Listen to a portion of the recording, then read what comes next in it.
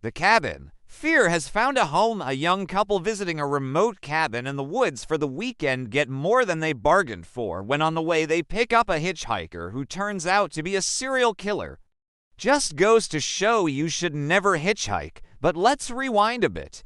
It's Friday afternoon and best friends Harry and Lauren are excited. They're finally going to that cabin in the woods they've been talking about for months.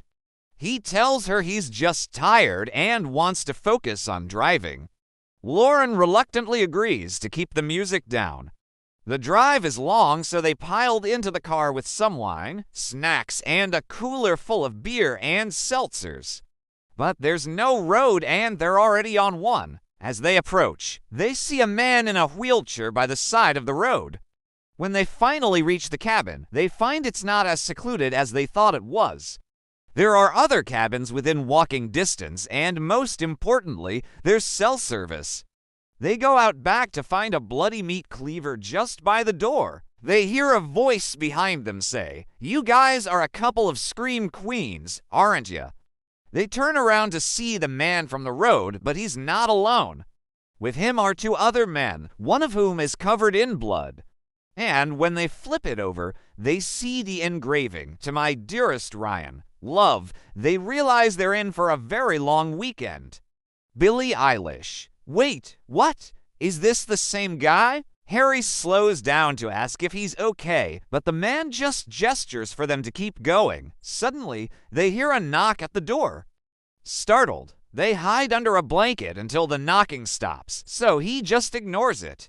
About an hour in, Lauren starts singing along to the radio, but Harry isn't really feeling it. As they reach a more rural part of the state, Harry sees a sign that reads, "Road closed, detour." In the distance, they see what looks like a truck stop, so they decide to take a break. Harry slams on the brakes and he and Lauren start screaming. The man stands up, grabs his shirt, and runs off into the trees.